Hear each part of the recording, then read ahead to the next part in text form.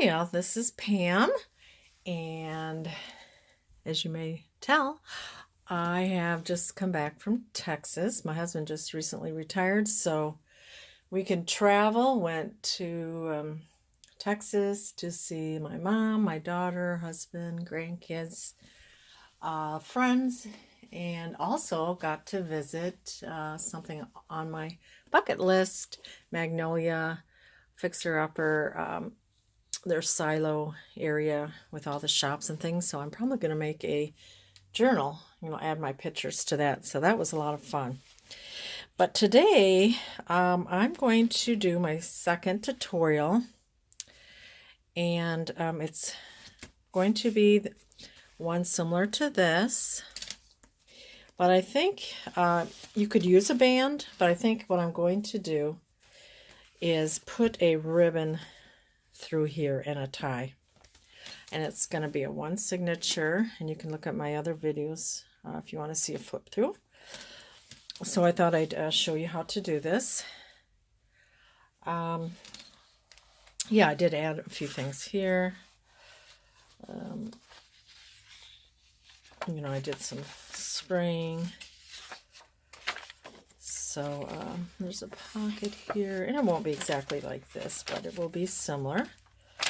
So if you would like to see how I make this one, we will go ahead with that. I'll try to make it. This is just a simple journal, but I think I really like how they turn out, and they're a lot of fun and easy to make. So let's get right to it. I'll give you some idea of the things that you will need. The cover will be used with this manila envelope, and it is a 10 by 13 clasp envelope, and we will be gluing that shut and folding it in half, and that'll be our front back cover. So you'll need a 10 by 13 inch or whatever. The measurements I will be giving will be with a 10 by 13, but if you don't have a 10 by 13, you can adjust it with whatever size envelope that you have. And then you're going to want some designer paper. Some that I used was some of the main paper was this Market Street by Jen Allison. Use whatever papers you have. This is my mind's eye, and then I had some stickers too that I could use for embellishments. So those are some of the papers I'm using, but just use whatever you have, and you'll need like 12 by 12 papers. And so what you'll need, I use about 25 papers per signature. You can use some less, you can use some more. How I do it is I take 8 thicker, the thicker cardstock designer paper, your choice, 8 of these, and they'll be 9.5 by 12. So these are some of the papers. It's a really pretty paper pack, kind of colorful and fun. So you'll need that 9.5 by 12. So you just take your 12-inch paper, 12 by 12, fold it in half, like so. You can do that all, at once, and then my paper cutters off to the side here. But then you will just cut it, to your 9.5 mark. So then you'll have a little strip here. So I'm going to cut that off. So you just take your 12 by 12, fold it in half, and there you have it. There's your paper, which is now 9.5 by 12, which gives you a 9.5, and then this is 6-inch. So you have 8 of these, and then you have these little leftover strips. Just set those aside, and we will use those. Okay, so now we have our 8 thick designer papers, which are 9.5 by 12. And let's just set these aside. These will be some of our pages. Next, we will get, you can do it in whatever order you want. I usually have 8 coffee dyed, Kool-Aid dyed, however. This is your copy paper that you've just dyed or Kool-Aid dyed. So it's 8.5 by 11, just folded in half. Some are Kool-Aid dyed. These are Kool-Aid dyed, coffee dyed.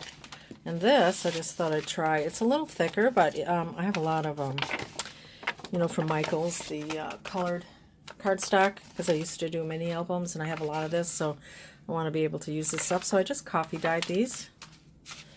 This is a variety. So we have those papers. Set those aside. So these are 8 coffee Kool-Aid dyed papers that are 8.5 by 11. So we have those. And then this can be however you want it, but I you know, you have colored line paper or just regular line paper, and this could be graph paper, it could be book page paper, whatever you want, or map page. So I just take, you know, your standard line paper and just make sure it's, you know, cut it. You want everything to be 9.5 or less, and this is less than 9.5, so I have 2 of those. And then I cut my map paper down so it is, you know, it'll be 6 inches, so like 12 across, folded, and then 9.5 this way. So we have these papers, and this could be however you want. You could just do book pages, you know, it doesn't have to be colored paper. So then we have that. Also, you're going to have some other designer paper, but this is more the thin paper. You know, it's not the thick cardstock, and we're going to cut it the same. 6 of these thinner ones.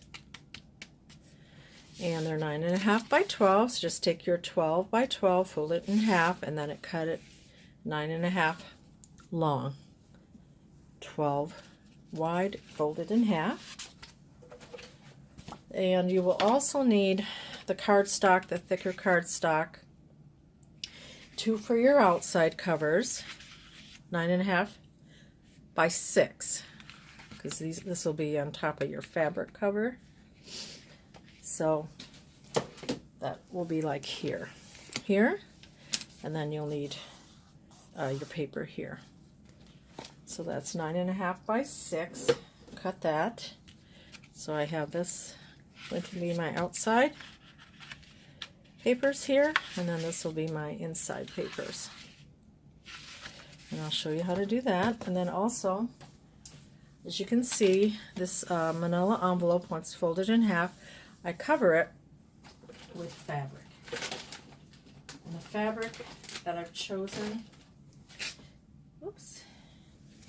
will be this. And this fabric is, let's see, it's about 15 inches by 12. Because you will be putting your envelope here. And then it will be, you'll glue that down, and then you'll fold up the edges all around. So that comes to be about 15 by 12. Oh, what I said before, but it's about close to 12, maybe a little less, but and about 15 by about 12. You know, you can just kind of cut it around your fabric too, as you can see here, just so it kind of covers it and has, you know, room to fold over. And also, you will need a strip of fabric. Well, you know, you can cut it off. So this was just 2 inches wide, and I'll cut it, you know, about 10.5. But so this will go in the inside of the fold here. So we have that. So that'll be, you know, your inside here. fabric. And then we have the one signature that's sewn in. So it's an easy signature to sew in. It's a pamphlet stitch. 3-hole pamphlet stitch. And then you will also need, I mean, you can do this however you want, but I'm just showing you, you know, what I've made with the journal that I like to make. This is a 4x6 envelope. I just used my, you could use whatever envelope. You don't have to hand make it. You can use any envelope. This makes a 4x6 envelope. We have that. And then some more papers. We have 2 4x4 tucks. So these will be, folded in half, like diagonally, like that. So this is a 4x4 square, and this will be a flip tuck. I didn't do that one too well, did I? So you got your 4x4, and then you can put that on your paper, and then have a little writing spot there. So there's 2 of those. And then, you don't have to do this. I have a punch that I use. It's kind of a 3.5 Paper Studio scallop punch. Use whatever you want. Just use it as a tuck. You put that on your paper and you could tuck underneath there. Also, 2 6x6 pockets. You might use those that way or this way. So we have that, and then I have 3 8 1/4 by 3 3/4. So we have those also. Let's put these aside for later. So, if you want to pause this and write things down, just have those ready. What else you might need? I might use a bag this time. If you have a little colorful bag, you could also, get together a card and envelope to use. Then you also will have some offcuts, and these are 2.5 by 6, and these will be belly bands or tags and such pockets. So these are just your offcuts. Keep those. And then I do spray on some of the papers, and this is optional. I found this plastic coated doily, and you can spray through with your glimmer mist or, kind of stamp it. That's kind of a nice thing to have. And then I'm thinking about using this. You could do the headband, but I think this time I'm going to use a ribbon. And then, I'll have my paper underneath here. And then it will tie. I'll glue my paper on top. So if you want to get some ribbon. Also, you could do a paper doily. Not necessary, but if you have one, you could use a paper doily in there. And then I have some kind of whimsical stamps. These are ruby violet stamps I'd gotten a while ago, I think at TJ Maxx. I thought I might use those stamping. So those are the things you'll need. And of course, your scissors and ruler and glue. So the first thing we're going to do, and I wish I had a little more space, but I'll do the best I can. First thing you're going to do is get your manila envelope, and we're going to take this, if you don't have a clasp, just kind of pull this off here. And we will take our glue, whatever you like. I do use a lot of, tacky glue. This is that fine line applicator. Recently got with some glue. Oh, it takes forever to get this off. There you go. So, however you want to glue that. I guess I could use this glue might come out a little faster.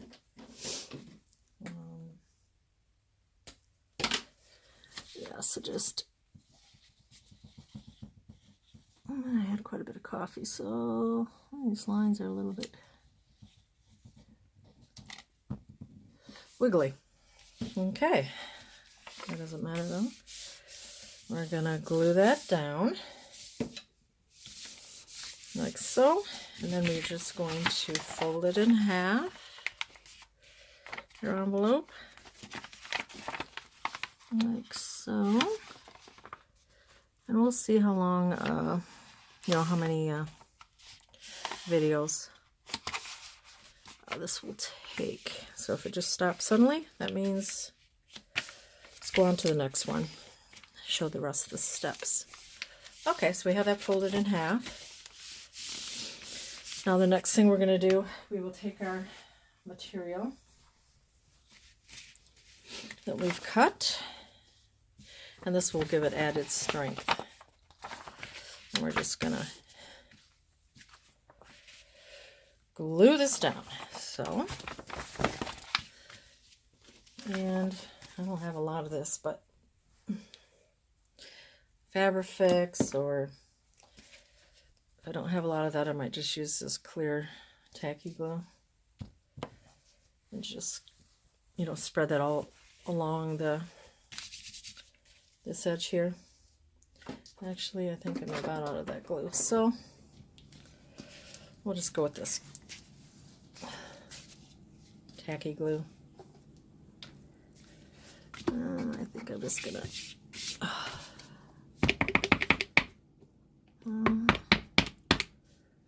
okay.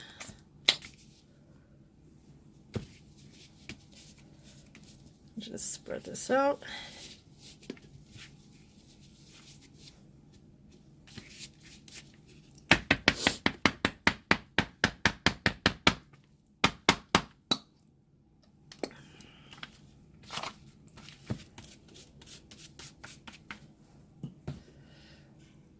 And I think I'll just pause this and finish this, and I'll be right back.